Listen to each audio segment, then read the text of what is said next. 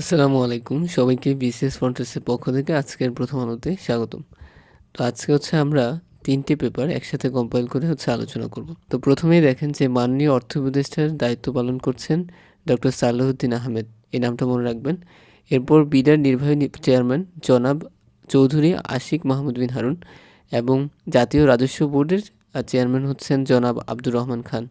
তো এই নামগুলো খুব ভালোভাবে মনে রাখার চেষ্টা করবেন। তো এই ছিল আপনার প্রথম পাতার খবর। এরপর একটু লক্ষ্য করেন, আপনাদের জন্য কিছু গুরুত্বপূর্ণ তথ্য আছে এখানে। বাংলাদেশের বৃহত্তম দ্বীপ হচ্ছে ভোলা এবং একমাত্র প্রবাল দ্বীপ হচ্ছে সেন্ট মার্টিন। এই সেন্ট মার্টিনকে আবার বলা হয় নারিকেল জিঞ্জিরা। তারপর দেখেন যে দক্ষিণ তালপট্টি দ্বীপের অপর নাম হচ্ছে পূর্বাশা বা নিউমোর দ্বীপ এবং পর্তুগিজরা বাস করতে নিঝুম দ্বীপে। এই দ্বীপের অবস্থান নোয়াখালীতে। আর মৎস্য আহরণ ও শুটকি উৎপাদন হয় দুবালার চরে। এই জায়গাগুলোর নাম মনে রাখবেন, মাঝে মাঝে পরীক্ষায় প্রশ্ন আসে। তারপর একটু আপনারা অভিমত বিশ্লেষণ কলামে লক্ষ্য করেন যে সুলতানের স্বপ্ন পৃথিবীর সব নারীর গল্প। এই যে মহিলাকে দেখতে পাচ্ছেন, ওনার নাম ইসাবেল অ্যারিগেরা। তিনি আপনার স্প্যানিশ শিল্পী এবং পরিচালক। 2023 সালে তিনি বেগম রোকেয়া সাখাওয়াত হোসেনের সুলতানের স্বপ্ন অবলম্বনে স্প্যানিশ ভাষায় একটি চলচ্চিত্র নির্মাণ করেন, যার নাম এল সুয়েনো দে লা সুলতানা। তো এই যে নামটা, এটা খুব ভালোভাবে মনে রাখবেন। এবং তিনি সম্প্রতি বাংলাদেশে এসেছিলেন, তো ওনার একটা ইন্টারভিউ এখানে এসেছে। তো এই তথ্যগুলো আপনাদেরকে খুব একটা জানতে হবে না। তারপর একটু লক্ষ্য করেন যে মাঝে মাঝে সংবিধানের কিছু গুরুত্বপূর্ণ অনুচ্ছেদ থেকে প্রশ্ন আসে। তো আমাদের সংবিধানের 36 থেকে 41 নং অনুচ্ছেদে নাগরিকের 6টি স্বাধীনতার কথা বলা হয়েছে। আপনারা একটু দেখেন যে 36 নং অনুচ্ছেদে বলা হচ্ছে আপনার চলাফেরার স্বাধীনতার কথা এবং 41 নং অনুচ্ছেদে ধর্মীয় স্বাধীনতার কথা বলা হচ্ছে। তারপর দেখেন যে 39-এর আপনার 2-এর খতে বলা হচ্ছে সংবাদপত্রের স্বাধীনতার কথা এবং সুশাসন সংক্রান্ত কিছু অনুচ্ছেদ আমাদের সংবিধানে আছে। তার মধ্যে একটা 11, যেটি গণতন্ত্র এবং মানবাধিকার। তারপর 22 নং অনুচ্ছেদ, যেটি নির্বাহী বিভাগ হতে বিচার বিভাগ পৃথকীকরণ। এরপর 21 নং। এই 3টা অনুচ্ছেদ আপনার সুশাসন সংক্রান্ত এবং নৈতিকতা সংক্রান্ত 2টি অনুচ্ছেদ রয়েছে। একটি 18 এবং আরেকটি 20 নং অনুচ্ছেদ। আমরা যদি একটু দেখি তাহলে 18 নং অনুচ্ছেদে বলা হচ্ছে জনস্বাস্থ্য ও নৈতিকতা নিয়ে 18 নং অনুচ্ছেদে বলা হয়েছে এবং মাঝে মাঝে এই জায়গা থেকে প্রশ্ন আসে। তারপর দেখেন যে আপনার আইনের চোখে সমান বলা হচ্ছে আপনার 27 নং অনুচ্ছেদে। ঠিক আবার সরকারি নিয়োগ লাভে সুযোগের সমতার কথা বলা হচ্ছে আপনার 29 নং অনুচ্ছেদে। তো এই যে অনুচ্ছেদগুলো, এগুলো খুবই গুরুত্বপূর্ণ এবং 21-এর 1 নং অনুচ্ছেদে নাগরিকের 5টি কর্তব্যের কথা বলা আছে। সেখানে বলা আছে যে সংবিধান ও আইন মান্য করা নাগরিকের কর্তব্য, শৃঙ্খলা রক্ষা করা নাগরিকদের দায়িত্ব পালন করা, জাতীয় সম্পত্তি রক্ষা করা প্রত্যেক নাগরিকের কর্তব্য। তারপর একটু লক্ষ্য করেন, মতামত অংশে একটা বিষয় এসেছে যে ট্রাম্পের নীতি মার্কিন হামলা নাইজেরিয়ার নিরাপত্তার চেয়ে হুমকি বাড়াবে। তো এই বিষয়টা নিয়ে ইদানিং অনেক আলোচনা হচ্ছে। আপনারা জানেন যে মার্কিন যুক্তরাষ্ট্র নাইজেরিয়াতে আপনার ইনভেড করেছে এবং সেখানে গিয়ে তারা দাবি করেছে যে আইএসএসের একটা ঘাঁটিতে তারা হামলা করেছে। এবং ট্রাম্পকে যখন এই বিষয়টি নিয়ে প্রশ্ন করা হয়েছিল, তখন তিনি বলেছে যে নাইজেরিয়ার প্রধানমন্ত্রীর অনুরোধে তারা এই কাজ করেছে। কিন্তু পরবর্তীতে এখন আমাদের সামনে তথ্যগুলি আসছে, তখন দেখা যাচ্ছে এই যুক্তির আসলে তেমন কোনো ভিত্তি নেই। এবং একটু লক্ষ্য করবেন যে এখানে বলা হচ্ছে যে আপনার যুক্তরাষ্ট্রের হামলার প্রথম সমস্যা হলো আপনার কৌশলগত যুক্তির অভাব। এর কারণ আপনার তারা কিন্তু আইএসএসকে হামলা করেছে, আইএসএসের ঘাঁটিতে, এরকম ব্যাপারটা আমরা শুনেছি। কিন্তু এখন দেখা যাচ্ছে যে যে জায়গায় হামলাটা চালিয়েছে ওখানে আইএসএসের আসলে সক্রিয় উপস্থিতির প্রমাণ মেলেনি, বরং আইএসএসের অবস্থান আফ্রিকার ওয়েস্ট আফ্রিকা প্রদেশে। তো এই বিষয়গুলো নিয়ে খুব আলোচনা হচ্ছে এবং বিশ্লেষকরা বলছে যে এটা নাইজেরিয়ার নিরাপত্তার চেয়ে হুমকি বাড়াবে।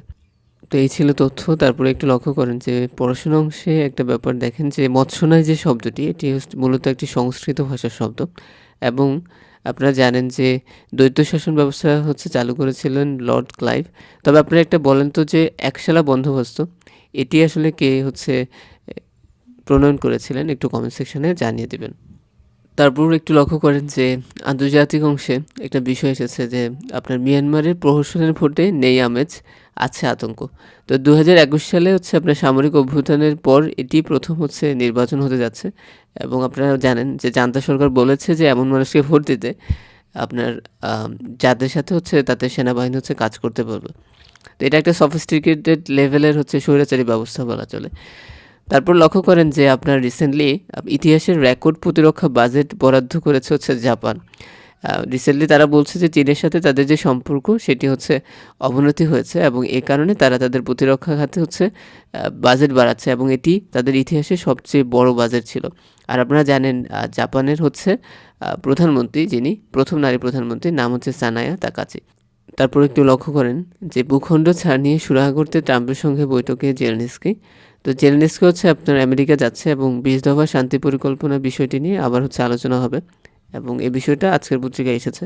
তো একটু লক্ষ্য করেন যে ট্রাম্পের সাথে হচ্ছে আপনার জেলেনস্কি হচ্ছে দেখা করেছে এবং তারা বিভিন্ন বিষয় নিয়ে আলোচনা করেছে, কিন্তু যেটা মেইন ফোকাস ছিল যে আপনার দানবাস অঞ্চল এবং হচ্ছে আপনার তাদের যে পারমাণবিক বিদ্যুৎ কেন্দ্র রাশিয়ার দখলে রয়েছে সেই বিষয়গুলো হচ্ছে এখনও হচ্ছে মীমাংসিত হয়নি, অমীমাংসিতই হচ্ছে রয়ে গেছে। এই বিষয়টি আজকের পত্রিকায় এসেছে।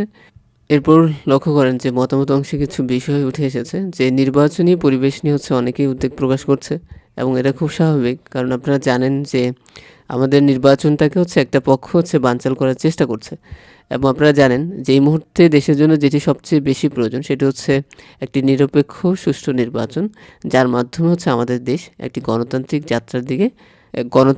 যাত্রা হচ্ছে শুরু করবে। এখন বিশ্লেষকরা বলছে যে সরকারকে এই জায়গায় সতর্ক থাকতে হবে যেন একটি সুষ্ঠু এবং সুন্দর নির্বাচনের মাধ্যমে বাংলাদেশের যে গণতান্ত্রিক যাত্রা আছে সেটিতে হচ্ছে আমরা ত্বরান্বিত করতে পারি। তো এই বিষয়টি নিয়ে একটু লক্ষ্য করেন যে রাষ্ট্র যখন মৌলিক দায়িত্ব পালন করতে পারছে না, এই বিষয়টি নিয়ে হাসান ফেরদাউস লিখেছেন। তো এখানে একজন রাইটারের কথা বলা হচ্ছে, চিন্তাবিদ রবার্ট রুডবার্গ, যিনি তার পুরো জীবন হচ্ছে একটা বিষয় নিয়ে গবেষণা করে কাটিয়েছেন। সেই বিষয়টা হচ্ছে when states fails causes and consequence, অর্থাৎ যখন জাতিরাষ্ট্র ব্যর্থ হয় তখন তার ফলাফল কী দাঁড়ায়। তো এই বিষয়টি হচ্ছে আপনার এখানে উঠে এসেছে। তখন তিনি বলছেন যে একটি জাতিরাষ্ট্র তখনই ব্যর্থ হয় যখন হচ্ছে নিজের মৌলিক দায়িত্ব পালন করতে পারে না অথবা তা পালনে অনেক অনিচ্ছুক হয়ে পড়ে। তো এই যে বিষয়টা এখন বাংলাদেশ আসলে তার যে জনগণ আছে তাদের হচ্ছে আপনার মৌলিক যে সুরক্ষা অধিকার যে ব্যাপারগুলো সেগুলো আসলে সঠিকভাবে দিতে পারছে না।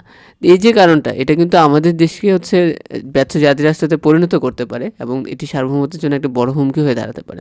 তো এই বিষয়টি নিয়ে হচ্ছে তিনি বলছেন। তারপর একটু লক্ষ্য করেন যে ভেনেজুয়েলাকে উদ্ধার করতে চীন কি এগিয়ে আসবে, এই বিষয়টা এখানে উঠে এসেছে, যেটা হচ্ছে আপনার চীন কখনো হচ্ছে আপনার এখানে ভেনেজুয়েলাকে উদ্ধার করতে যাবে না। এর গুরুত্বপূর্ণ কারণ হচ্ছে চীন চাইবে না যুক্তরাষ্ট্রের সাথে সরাসরি সংঘাতে যেতে, কারণ আপনারা জানেন যে যুক্তরাষ্ট্র, চীন এবং রাশিয়া এই তিনটা কান্ট্রি হচ্ছে এখন বর্তমান বিশ্বের হচ্ছে মোটামুটি সুপ্রিম পাওয়ার এবং তারা জানে যে প্রত্যেকেই হচ্ছে নিজেদের জায়গা থেকে শক্তিশালী এবং কেউ কারো থেকে বেশি কম কম এরকম না ব্যাপারটা। তো তারা চাইবে যে তাদের যে কূটনীতি এখন যেটা বোঝা যাচ্ছে সেটা হচ্ছে এই তিনটা কান্ট্রি এখন চাচ্ছে যথাসম্ভব হচ্ছে নিজেদের মধ্যে যে সংঘাত সেটি এড়িয়ে যেতে এবং নিজের যে অবস্থান আছে পৃথিবীতে সেটি শক্তিশালী করতে এবং এই জায়গায় প্রত্যেকেই কাজ করছে। এবং এই যে ভেনেজুয়েলা এটাকে ঘিরে হচ্ছে ট্রাম্পের এই পলিসি আমার মনে হয় যে খুব ভালোভাবে কাজ করতেছে, কারণ আপনার ভেনেজুয়েলার যিনি বর্তমান প্রধান নিকোলা মাদুরো তার সাথে ট্রাম্পের আসলে বনিবনাতে খুব একটা হচ্ছে না। তো ট্রাম্প চায় এই জায়গায় তিনি পরিবর্তন হোক এবং হচ্ছে মারিও করিনা মাচাদো যদি আসে তাহলে দেখা যাবে যে পশ্চিম গোলার্ধে ট্রাম্পের অবস্থান আরও শক্তিশালী হবে এবং ট্রাম্প আপাতত এটাই বুঝতেছে আমার মনে হয়। তো এখন কি চীন চুপ করে বসে থাকবে? চীন যেটা করবে সেটা হচ্ছে চীন নিজেকে হচ্ছে আপনার জাতিসংঘ সনদের রক্ষক হিসেবে উপস্থাপন করবে এবং চাইবে যে এই সংঘাত আসলে দীর্ঘমেয়াদী হোক। পরবর্তীতে চায়না যখন তার প্রতিপক্ষ কোনো রাষ্ট্রের উপর হস্তক্ষেপে যাবে এই বিষয়টা আসলে তখন এমনিতেই হচ্ছে জাস্টিফাই হয়ে যাবে। অলরেডি হচ্ছে আপনার রাশিয়া হচ্ছে ইনভেট করেছে ইউক্রেন, তারপর যুক্তরাষ্ট্র হচ্ছে বিভিন্ন জায়গায় হচ্ছে ইনভেট করতেছে। যদি ইন ফিউচারে দেখেন যে আপনার চায়না তাইওয়ান হচ্ছে ইনভেট করছে, এটাতে আসলে অবাক হওয়ার মতো কিছু হবে না। তারপর একটু লক্ষ্য করেন যে মুক্তিযুদ্ধভিত্তিক কিছু চলচ্চিত্র এবং তাদের পরিচালকের হচ্ছে নাম, যেমন হচ্ছে আপনার অস্তিত্বে আমার দেশ, এটি পরিচালনা করেছেন খিজির হায়াত খান। তারপর দেখেন বীরঙ্গন ৭১, এম এ সাখাওয়াত হোসেন, তারপর হচ্ছে দামাল রায়হান রাফি, আর হাঙর নদী গ্রেট চাষী নজরুল ইসলাম। এই যে চলচ্চিত্রগুলো এগুলোর নামটা মনে রাখতে পারেন, মাঝে মাঝে পরীক্ষায় এলে এসে থাকে। তারপর একটু লক্ষ্য করেন যে চ্যালেঞ্জে পড়বে কৃষি পণ্যের রপ্তানি। তো রিসেন্টলি আমরা হচ্ছে আপনার কিছু প্রোডাক্ট যেমন হচ্ছে প্রধান ৫ রপ্তানি পণ্য বিস্কুট, নুডলস, ফলের জুস, পরোটা এবং চানাচুর এগুলো হচ্ছে বাইরে রপ্তানি করছি এবং ২০২৪ অর্থ বছরে আমাদের এখানে আপনি রপ্তানি আয় ছিল 1 বিলিয়ন বা 100 কোটি মার্কিন ডলার, যা মাত্র কৃষিজাত পণ্য থেকে এসেছে। এখন আমরা যখন এলডিসি থেকে বের হয়ে যাব, এই খাতগুলোতে আপনার সরকার হচ্ছে একটা প্রণোদনা দিয়ে থাকে 20%। তো এই যে 20% প্রণোদনা, এটাও হচ্ছে আপনার এই কোম্পানিগুলো হারাবে, এবং এগুলো হচ্ছে ইমার্জিং ফিল্ড, ঠিক আছে, মানে নতুন হচ্ছে বেড়ে উঠতেছে। তো যাই হোক, তখন কি হবে, তাদের জন্য এই যে এটা হচ্ছে সাস্টেইন করা কঠিন হয়ে যাবে, এবং আমরা হচ্ছে শুল্কমুক্ত যে রপ্তানির সুবিধা হচ্ছে আমরা পেয়ে থাকি, সেটা হচ্ছে আমরা লস করব। তো এই বিষয়টি নিয়ে এই কলামটি এসেছে। আপনারা জাস্ট মনে রাখেন যে এই যে রপ্তানি পণ্যগুলি, এটা শীর্ষ রপ্তানি বাজার হচ্ছে সৌদি আরব, আরব আমিরাত, ভারত, যুক্তরাজ্য এবং হচ্ছে যুক্তরাষ্ট্র। তারপর একটু লক্ষ্য করেন যে আপনার এলডিসি থেকে যখন আমরা বের হয়ে যাব, তখন হচ্ছে ইউএতে যে আমরা পোশাকগুলো হচ্ছে রপ্তানি করে থাকি, এখানে 12% হচ্ছে শুল্ক বাড়বে, এবং এটাও পোশাক খাতের জন্য একটা বড় চ্যালেঞ্জ। এই জায়গাটা হচ্ছে আপনাদেরকে মনে রাখতে হবে। তারপর একটু লক্ষ্য করেন যে বাজার পুঁজিতে শীর্ষ 10 তেল কোম্পানি। আপনারা জানেন যে এই তেল জিনিসটা হচ্ছে আমাদের অর্থনীতির, বৈশ্বিক অর্থনীতির হচ্ছে একটা গুরুত্বপূর্ণ চালিকা শক্তি। তো এই যে তেল যারা হচ্ছে নিয়ন্ত্রণ করে, তারাই কিন্তু হচ্ছে আপনার বৈশ্বিক অর্থনীতিটাকে হচ্ছে পরোক্ষভাবে হচ্ছে নিয়ন্ত্রণ করছে, এবং এই জায়গায় হচ্ছে শীর্ষ অবস্থান করছে সৌদি আরবের হচ্ছে যে তেল কোম্পানি আছে, সৌদি আরামকো, এবং এটি বর্তমান বিশ্বের বৃহত্তম তেল রাসায়নিক কোম্পানি। তারপরে আরও 9টা আছে এখানে: Exxon Mobil, Total Energies, Shell, PetroChina, Chevron. এই নামগুলো হচ্ছে আপনারা মনে রাখতে পারেন, বিভিন্ন সময় হচ্ছে উদাহরণ হিসাবে ব্যবহার করা যেতে পারে। তারপর লক্ষ্য করেন যে আপনার রপ্তানিতে প্রবৃদ্ধি বেশি কুমিল্লায়, কম ঢাকায়। তো দেশের 9টা ইপিজেড রয়েছে, এবং সবচেয়ে বেশি রপ্তানি করে থাকে হচ্ছে চট্টগ্রাম ইপিজেড, এবং আপনারা দেখছেন যে সবচেয়ে বেশি যেখান থেকে প্রবৃদ্ধি পাওয়া গেছে সেটা হচ্ছে কুমিল্লা ইপিজেড, আর সবচেয়ে কম হচ্ছে ঢাকা ইপিজেড থেকে। এটা মনে রাখতে পারেন। আর আপনারা জানেন দেশে 9টি হচ্ছে রপ্তানি প্রক্রিয়াকরণ এলাকা, এক্সপোর্ট প্রসেসিং জোন বা হচ্ছে রয়েছে, এবং সর্ববৃহৎ যেটা, এটা হচ্ছে চট্টগ্রামে, এবং এখান থেকে সবচেয়ে বেশি হচ্ছে কি হয়, আমাদের রপ্তানি আয় হচ্ছে এসে থাকে। তো আপনারা হয়তো হচ্ছে অনেকেই কমেন্ট করতে চান না, একটু কমেন্ট করে দেবেন যে ভিক্টোরিয়া পার্কের হচ্ছে অপর নাম কি, এটি কমেন্ট সেকশনে জানিয়ে দিতে পারেন। আর বাংলাদেশ লক্ষ্য করেন যে ট্রাম্পের শান্তি প্রক্রিয়া, এই বিষয়টা নিয়ে হচ্ছে এখানে গাজায় সেনা পাঠানো পাকিস্তানের জন্য ভয়াবহ হবে। তো এই বিষয়টা এখন উঠে এসেছে। প্রথমত আপনারা জানেন যে ট্রাম্প একটা পরিকল্পনা করেছে যে গাজা হচ্ছে ইন্টারন্যাশনাল স্ট্যাবিলাইজেশন ফোর্স হচ্ছে গঠন করা হবে, এবং এই গঠনকৃত ফোর্সের নেতৃত্ব দিবে হচ্ছে আপনার একজন মার্কিন জেনারেল। আর এর অধীনে হচ্ছে আপনার বিভিন্ন দেশ থেকে হচ্ছে সেনা চাওয়া হয়েছে। তো পাকিস্তান এটাতে অংশগ্রহণ করার কথা ছিল, কিন্তু এখন এই বিষয়টা, এই যে ফোর্সটা কীভাবে কাজ করবে, এটা আসলে পরিষ্কার না। এখন এটা নিয়ে খুব আলোচনা হচ্ছে। আপনারা দেখেন যে মার্কিন পাকিস্তানের পররাষ্ট্রমন্ত্রী বলছেন যে আইএসএফে অবদান রাখতে পাকিস্তান নিশ্চিতভাবেই প্রস্তুত, তবে হামাসকে নিরস্ত্র করা আমাদের কাজ নয়। এখন দেখেন এই যে ফোর্স, এটা আসলে কি কাজ করবে? পাকিস্তান তো অবশ্যই চাইবে না এমন কিছু হোক যাতে যে হামাস বা হচ্ছে অন্যান্য যে প্রতিরোধী গোষ্ঠী আছে তাদের সাথে তাদের যে সংঘর্ষ, সেখানে তারা জড়িয়ে পড়ুক। এই জায়গা থেকে এখন সবগুলো হচ্ছে কান্ট্রি যারা হচ্ছে আপনার সেনা দিতে চেয়েছিল, তারা এই ব্যাপারটা নিয়ে সতর্ক হয়ে যাচ্ছে। আরও অনেক ইনফো ছিল আজকে, কিন্তু আমি চাচ্ছি না আর ভিডিওটা লম্বা করতে। আপনারা অনেকেই হয়তো বিরক্ত হয়ে গেছেন। এখানে এই বছরের কিছু গুরুত্বপূর্ণ হচ্ছে এমসিকিউ আছে, আপনাদেরকে একটু দেখাই। যে প্রথমত হচ্ছে আপনার জুলাই জাতীয় সনদ হচ্ছে আনুষ্ঠানিকভাবে স্বাক্ষরিত হয়েছে 17 অক্টোবর 2025, খুব ভালোভাবে মনে রাখতে হবে। আর সামনে যে নির্বাচন, এটি আমরা সবাই জানি, ত্রয়োদশ জাতীয় সংসদ নির্বাচন। বাংলাদেশের দীর্ঘতম রেল সেতু হচ্ছে যমুনা রেল সেতু। বর্তমানে তফসিলি ব্যাংকের সংখ্যা হচ্ছে 58টি, এবং যুক্তরাষ্ট্রে একজন মুসলিম মেয়র পেয়েছে যার নাম হচ্ছে জোহরান মামদানি। বিশ্বের বৃহত্তম প্রত্নতাত্ত্বিক মিউজিয়াম হচ্ছে দ্য গ্র্যান্ড ইজিপশিয়ান মিউজিয়াম, এবং আপনারা জানেন যে ফ্রান্সে একটা মিউজিয়াম আছে যার নাম লুভার মিউজিয়াম, এবং রিসেন্টলি ওখানে চুরি হয়েছে X-59, যেটি একটি সুপারসনিক জেট। এরপর আপনারা মনে রাখতে পারেন যে 23 জুন 2025 সালে যে ইসরায়েল যে হচ্ছে ইরানে যেটি হামলা করেছে, এটার নাম হচ্ছে অপারেশন রাইজিং লায়ন, এবং 30তম জলবায়ু সম্মেলন হয়েছে 10 থেকে 21 নভেম্বর 2025। আর 16তম মুসলিম হিসেবে নোবেল পুরস্কার লাভ করেন ওমর ইয়াগি, এবং তিনি কোন ফিল্ডে হচ্ছে নোবেল পেয়েছেন একটু কমেন্ট সেকশনে জানিয়ে দেবেন। বায়ু দূষণে বাংলাদেশের অবস্থান হচ্ছে দ্বিতীয়, এবং 2025 সালে বিশ্বের সুখ প্রতিবেদনে সর্বনিম্ন দেশ হচ্ছে আপনার আফগানিস্তান। তো এই যে তথ্যগুলো, এগুলো খুব ভালোভাবে মনে রাখতে পারেন।